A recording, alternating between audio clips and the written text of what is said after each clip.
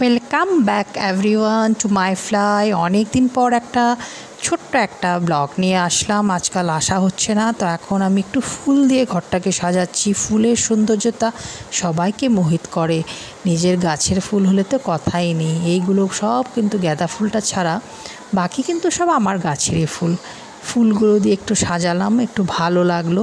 আমার ঘরে যেগুলো গাছ আছে, গাছগুলো আমার খুবই প্রিয়। আমি ওদের সাথে একটু সময় কাটাতে পারলে খুবই ভালোবাসি। শরীরটা ভালো নেই, তাই ঘরে আছি একটু করে ওদের সঙ্গে। আর এই দুষ্টুগুলো একটু বৃষ্টি হয়েছে খুব জোরে, তারপরে ওদের স্নান করতে লাগবে। ওদের একটা কী সিস্টেম, যখনই বৃষ্টি হয় ওরা স্নান করে। ঠান্ডার দিনেও বেশি ঠান্ডা থাকলে ওরা স্নান করে নেয়। তো এখন ওনারা একটু স্নানে ব্যস্ত, কিন্তু এগুলো কিন্তু কাক স্নান হচ্ছে, ভালো করে স্নান করেনি। গলা বুক খালি ভিজিয়েছে, পুরো শরীর ভেজায়নি। দুষ্টু তো, তাই একটু একটু। আর ওদের ক্লিপিং নেওয়া মানে একটু মুশকিলও হয়ে যায়, কারণ এক জায়গায় স্থির থাকে না, স্টেডি করতে পারি না ক্যামেরাটাকে। তো একে একে সবাই এখন কিন্তু একটু স্নান করে নিচ্ছে। দুপুরবেলার সময় ভাত খাওয়ার আগে একটু তো খেতে, স্নান টান করে খেলে একটু খাওয়াটা ভালো হবে। তো ওনাদের গ্রিন কালারের ওটা খেলনা পড়ে আছে, ওটাকে খালি ফেলেই দেয়। ওটার যেটা স্ট্যান্ড ছিল সেটার অস্তিত্ব নেই। আরেকজনও এসে গেছেন এখানে জয়েন করতে, উনিও একটু ভাবছেন স্নান টান সেরে নিই দুপুরের খাওয়াটার আগে। বৃষ্টির পর বেশ একটা চকচকে রোদ উঠেছে, তো তাই। তো এই দুষ্টুগুলোর সঙ্গেই আমার বেশ ভালোই দিনগুলো কাটে।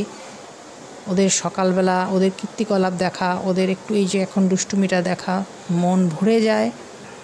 তো এখন ওনাদের জন্য ক্লিপ লাগানো, কারণ ওনারা একটু বেরোনোও শিখে গেছিলেন, দুষ্টুও করে নেন। কোনো সময় বেরিয়ে টেরিয়ে উল্টোপাল্টা করেন, বাইরে গেলে তো ওদেরকে কাক মেরে ফেলবে, সেই জন্য ওদেরকে বাড়ির ভেতরেই রাখা হয়, কিন্তু দুষ্টু করে নেয় একটু একটু। এখন আধা স্নান হয়েছে, উনি বুক গলা সব ভিজিয়ে উল্টো লটকে উনি দুষ্টুমি করছেন। তো এটার সাথেও কিন্তু আরেকটু কিছু আছে এখানেই, ওদের দেখিয়ে আমি ভিডিওটা শেষ করছি না।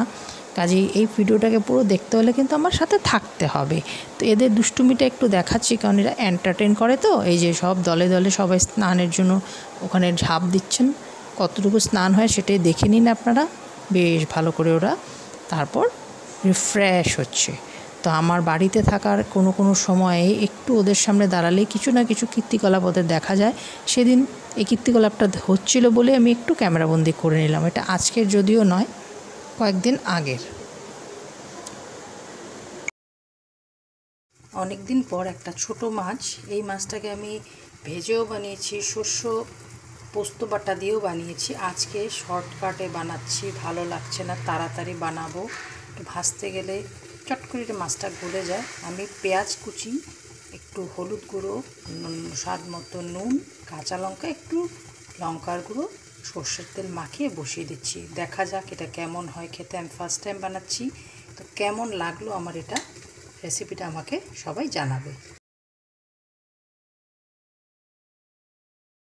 এখানে ঢাকনা চাপা দিয়ে আমি এটা বসিয়ে দিয়েছি একদম সিমে। 10 মিনিটের মধ্যেই রান্নাটা হয়ে যাবে। একটু পরে আমি উঠিয়ে দেখাচ্ছি কি সুন্দর গলে যাচ্ছে মাছগুলো, মানে সেদ্ধ হয়ে গেছে, গলে যায়নি, সেদ্ধ হয়ে গেছে। এখন সামান্য একটু নাড়িয়ে চাড়িয়ে দেবো, কারণ যদি কোনো কারণে নিচে লেগে যায়।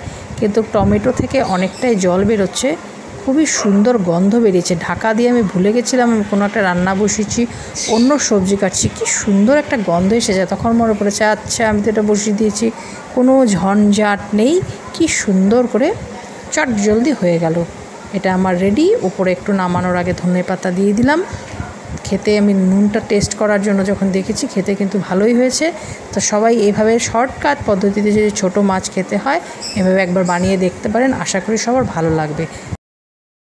যদি এই রান্নাটি ভালো লেগে থাকে তবে প্লিজ আমার চ্যানেলটাকে সাবস্ক্রাইব করে দেবেন। আমি মাঝে মধ্যেই আসছি, আবার কিছু একটা নতুন নিয়ে আসবো খুব শীঘ্রই। ধন্যবাদ আমার চ্যানেলটিকে দেখার জন্য অশেষ ধন্যবাদ। সবাই ভালো থাকবে, নমস্কার।